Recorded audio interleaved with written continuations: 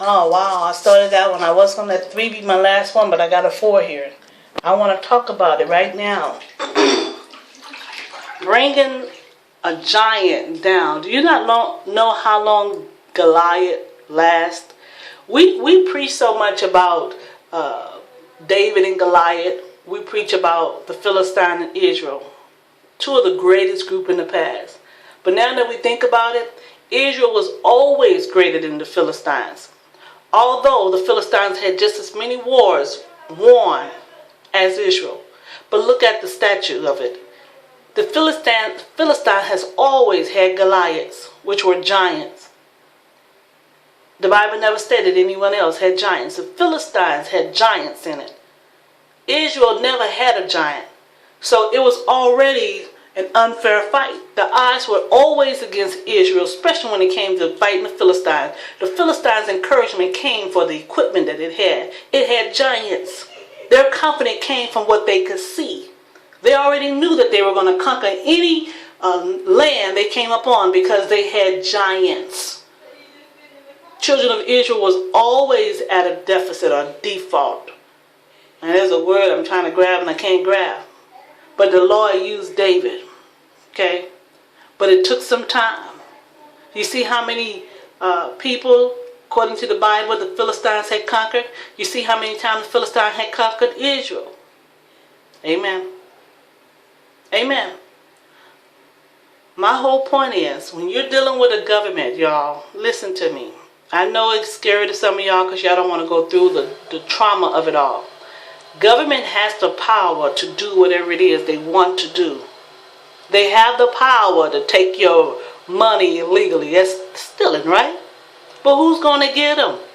Because the government is the government. The government is the police department. The government is the CIA. The government is the FBI. That's the government. Those are all entities in the government. Who's going to come up against that one with that great big influence? This is America, baby. Come on, listen to me. Because this is America. Obama can't even get away with stealing in America, but he has. He set groups out there to help him to get away with theft and murder. Crimes that's not supposed to be committed in America openly. He's openly committing crime. Our government is aware that he is committing crime in America and others like himself. And yet they're not touching him. But they have that power. It takes some while to get them. All this red tape and legal, all this stuff takes some time. You may lose a whole lot by the time they actually get them, but it is documented. Come on, listen to me. It always starts with a comment. If you never make a comment, if you never open your mouth, oh, I'm going to go through worse trouble. And so is the next man. And so is the next man. And so is the next man. Okay? I'm not willing to die. Well, yeah, they're going to still bother you. They're going to take your integrity. They're going to take all you have. Some of you have been taken a long time ago. As I told you, I saw those people laying on the sidewalk that didn't look like they were homeless. Yet they looked very intelligent, but someone was jealous of them in government and had that pull and brought them down probably for absolutely nothing. And yet they got away with it. Dumb folks. Dumb folks is more conniving. Come on. Because some of these folks in government, I'm telling you something. Down in California, they gave me my paperwork when the people started stealing my money, right? It didn't even make sense. So whoever was filling out the paperwork was dumb. I assume that someone came in from the outside and started doing inside paperwork. That's what I thought. Because there's no way in the world they could work inside, and make that many mistakes. It didn't even add up. And I saw this at other places.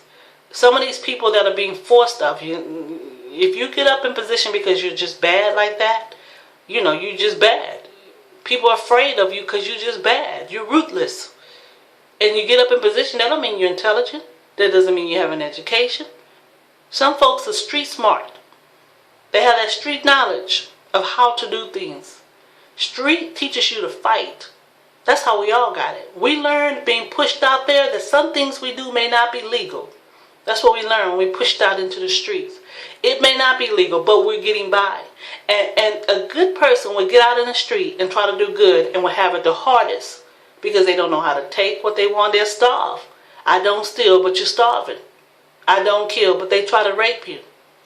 Exactly. They try to rape you, so you kill them, you murder them, and you still have a conscience. Oh, I done killed a soul, but you didn't think he was going to kill you first? Well, I'd rather die. Well, you should have died. Because when you get out on the street, you learn to fend for yourself.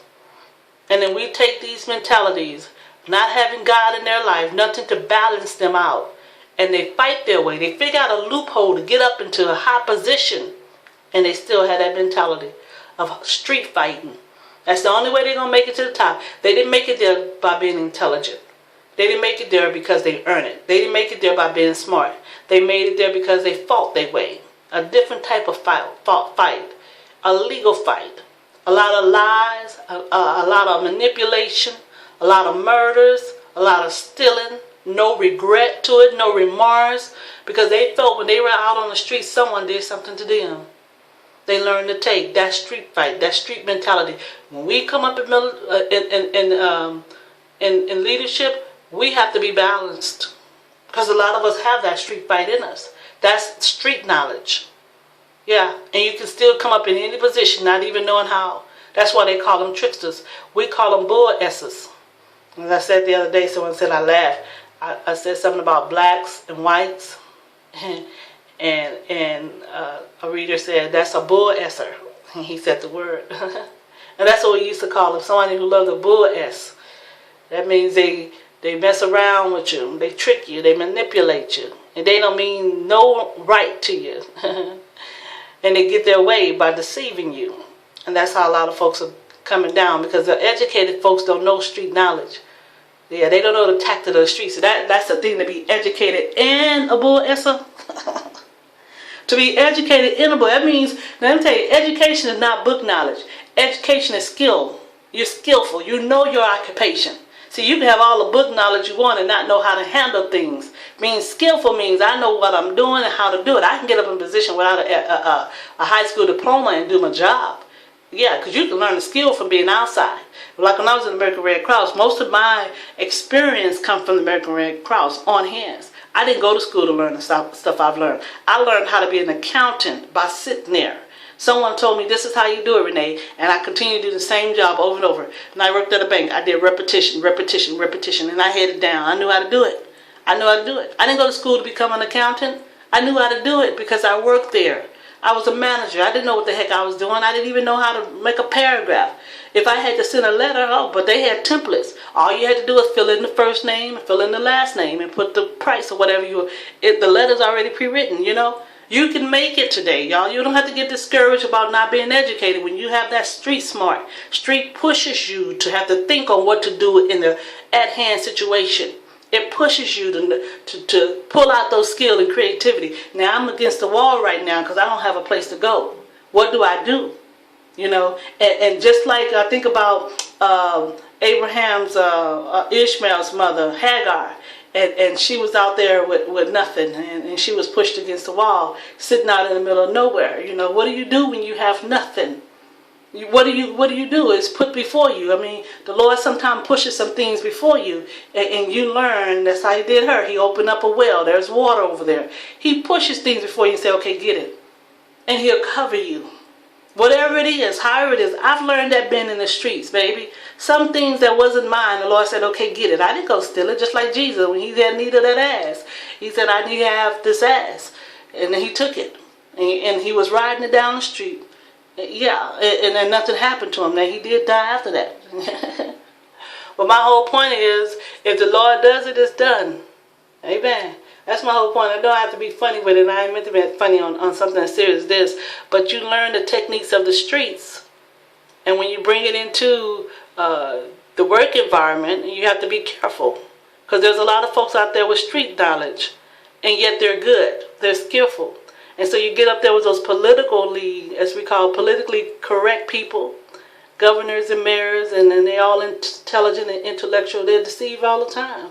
And right in the midst, they have a whole lot of street folks and don't even know it. We have ways of making our own birth certificates now. We have ways of making our own education that the government will never find out. Because the government is not as swift and as intelligent as it used to be. Everybody's so pronged on making money that the foundation of being a successful government, a true successful government, is not there. That's what I believe. The integrity of it all is not there. That's what I believe. And so we just have a government.